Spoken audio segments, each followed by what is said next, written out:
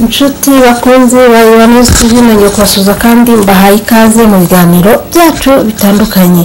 Uyu ni wa mwanya mbagezaho inkuru mba nabasomeye ziba ziri kuvugwa cyane hano mu Rwanda ndetse no mu karere k'ibiyaga bigari. Nitubura kandi kunyarukira hirya no hino ku isi ku makuru abari kuvugwa cyane. Kuri uyu wa kabiri tariki 11 z'ukwezi kwa kane mwaka wa 2023 inkuru duhereyeho bivuga ko inzego z'umutekano zarashe umusore waruherutse kwica urubozo umwarimu wa kaminuza. Mu karere ka Muhanga inzego z'umutekano kuri wa kabiri mu masaha ya kare mu gitondo zarashe umusore witwa Dusabe Albert wemeye ko yishe uwitwa Muhirwe Karolo Charles wari umwarimu wa kaminuza y'u Rwanda ishami rya Nyagatare. Muhirwe Karolo Charles yaratuye mu mudugudu wa Musengo akagari ka Kivumo umurenge wa Cyeza mu karere ka Muhanga yishwe mu rukerera rwo kuwa mbere tariki ya 3 Mata umwaka wa 2023. Tariki ya 5 z'ukwezi kwa kane nibwo umusore witwa Dusabe Albert w'imyaka 28 y'amavuko yemereye inzego z'ubugenzacyaha ko ari we wishe Dr. Muhirwe ahawe amafaranga y'u Rwanda 300,000. Yavuze ko uwitwa Minani Lambert ukora muri Croix Rouge y'u Rwanda ngo ari we watanze amafaranga ko Dr. Muhirwe ngo yigeze kumutwara isoko rya farumasi. Mu masaha ya saa 10 za mu gitondo kuri wa kabiri uriya Dusabe yagiye kwereka polisi aho yiciye Dr. Muhirwe n'ibikoresho yakoresheje. Ngo yari yabwiye inzego z'umutekano ko yamwicishije umuhini. Iyo nkuru dusoma ku kinyamakuru Umuseke komeza ivuga ko aho uyu musore yakoreye icyo cyaha ari mu mudugudu wa Musengo akagari ka Kivumo umurenge wa Cyeza muri metero 500 zaho yakodeshaga.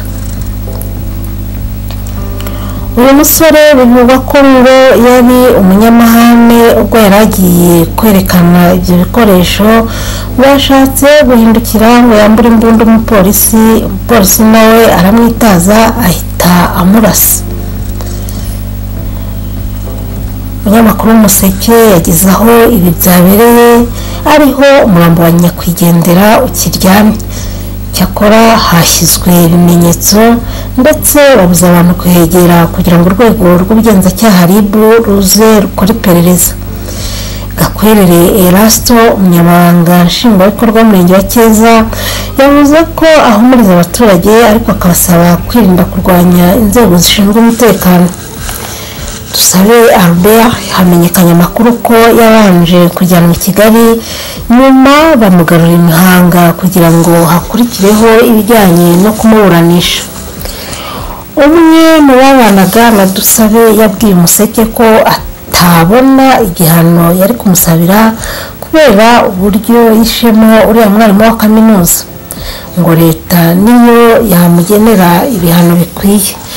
Yavuze ko aho Dusabe yakodeshaga bamwishishaga kubera ko ngo yari umunyarugomo kandi akagira amahane. Dusabe akaba yakomokaga mu karere ka Kamonyi. Dusabe muri polisi ko yishe Dr. Muhirwe akimara gufatwa basanze amaraso yuzuye ku myenda ye. Bamubajije yemera ko ari we wamwishe.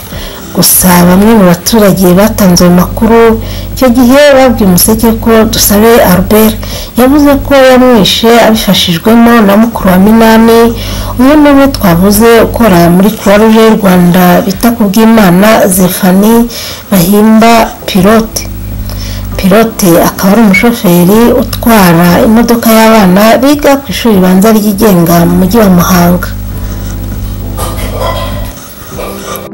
Tukiri ku makuru avugwa hano mu Rwanda reka dukomereze kuri iyi nkuru iri mu karere ka Gicumbi ivuga ko warangije kaminuza akurikiranyweho kwica umumotari. Umusore w'imyaka 29 warangije kwiga kaminuza arakekwaho uruhare mu rupfu rw'umumotari witwa Nyagatare Olivier w'imyaka 21 wiciwe mu karere ka Gicumbi mu mpera z'icyumweru dusoje anizwe moto ye bakayitwara.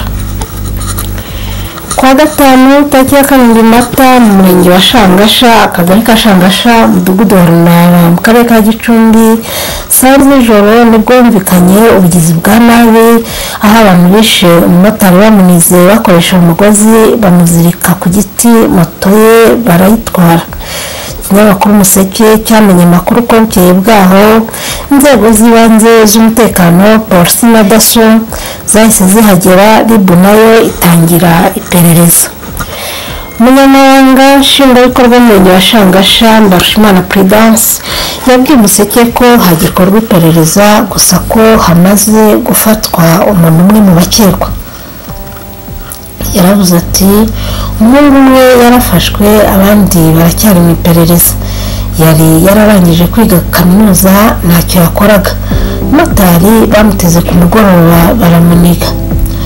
Uyu wafashwe yitwa Mbarubukeye Sylvestre, amakuru avuga ko avuka mu murenge wa Mukarange mu karere ka Gicumbi, naho moto y'uwishwe avuka mu murenge wa Shangasha.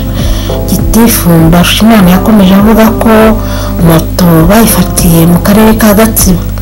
Yihanganishije umuryango wa nyakwigendera, asaba urubyiruko gukura amaboko mu mufuka.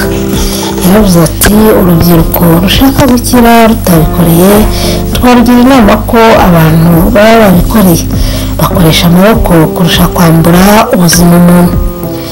Umuvugizi w'urwego rw'igihugu rushinzwe ubugenzacyaha yemeje ko uyu Mbarubukeye Sylvestre na mugenzi we bafunze.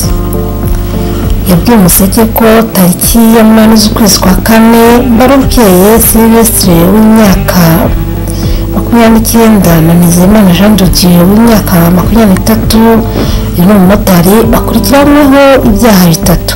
Bakurikiranyweho icyaha cyo kwica, kwiba hakoreshejwe intwaro, n'icyo kwitirira umwirondoro.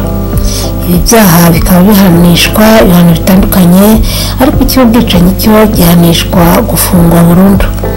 Yavuze ko ibyaha baregwa babikoze tariki ya 7 z'ukwa 4 ubwo bicaga Nyagatare Olivier w'imyaka 21, barangiza bakamuzirika ku giti bakamutwara moto ye. Ibi byabereye mu karere ka Gicumbi ya Shangasha, akagari ka Shangasha, umudugudu wa Runaba.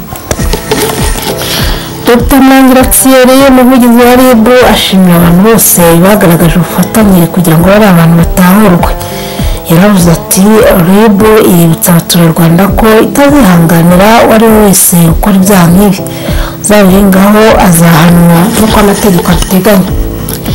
Abafashwe bafungiye kuri RIB sitasiyo ya Byumba mu gihe iperereza rikomeje kugira ngo hakorwe dosiye ishyikirizwe ubushinjacyaha.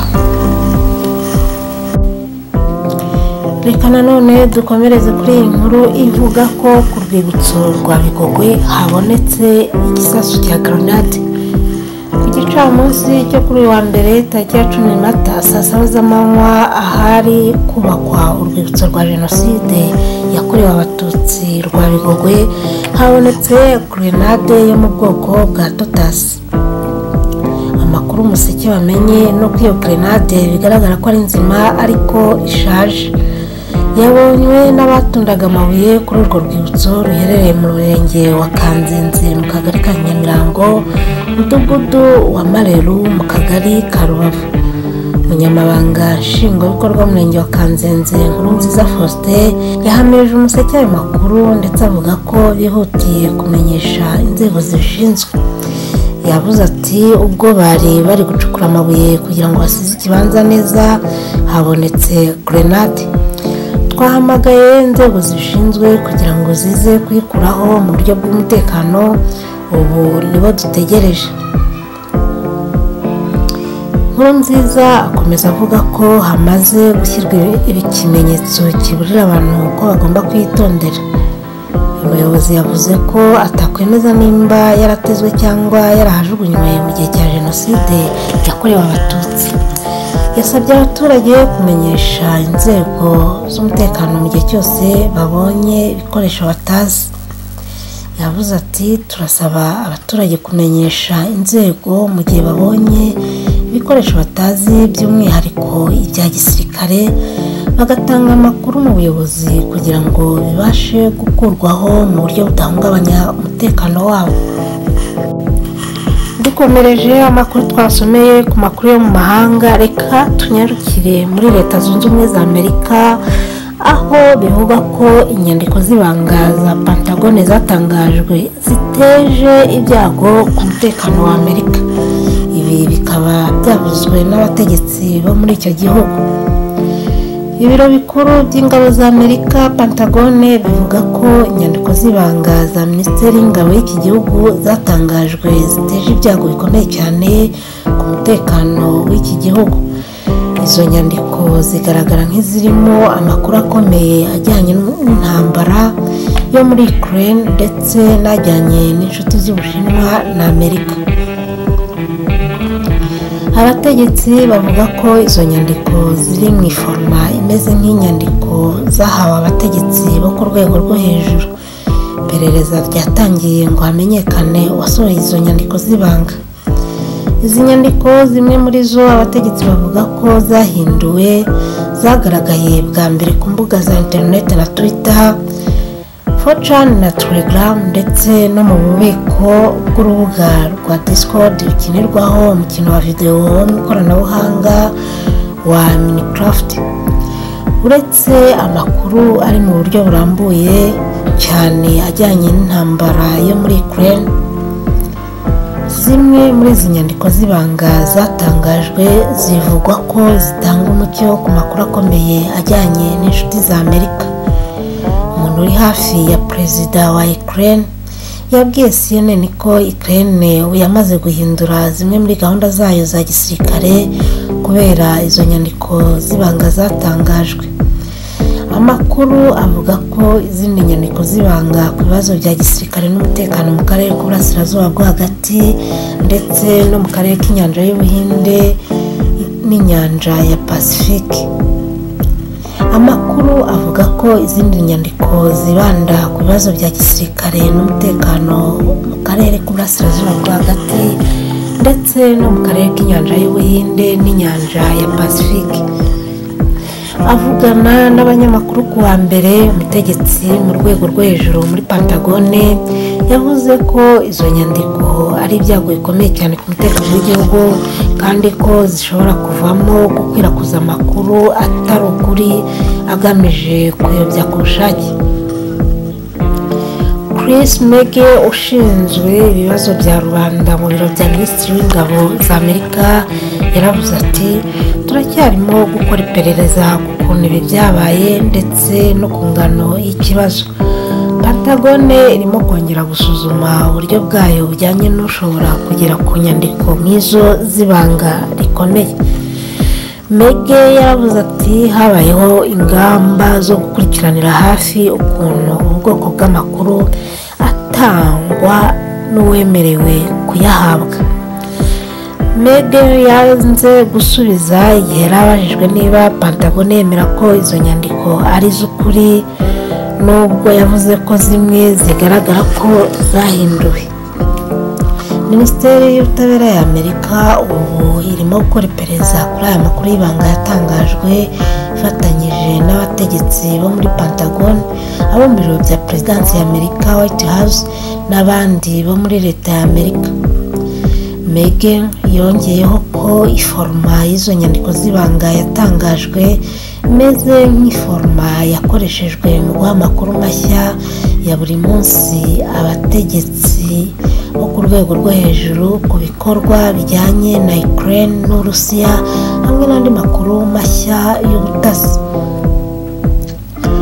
Mege yavuze ko mu cyumweru gishize aribwo Pentagon yamenye bwa mbere iby'izo nyandiko z'ibanga zatangajwe. Yavuze ko tariki ya 6 Mata Minisitiri w'Ingabo wa Amerika yahawe amakuru ya mbere ku itangazwa ry'izo nyandiko z'ibanga. Yakomeje avuga ko itangazwa ry'izo nyandiko z'ibanga ryatumye abategetsi ba Amerika bongera kwizeza ibihugu by'inshuti zayo umuhate wabo mu kubungabunga amakuru y'ubutasi no kuba indahemuka ku bufatanye n'umutekano. Mu kindi kiganiro, John Kerry umuvugizi w'akanama k'umutekano w'igihugu ka Amerika yavuze ko Perezida Joe Biden mu cyumweru gishize yahawe amakuru ya mbere ajyanye n'itangazwa ry'izo nyandiko z'ibanga.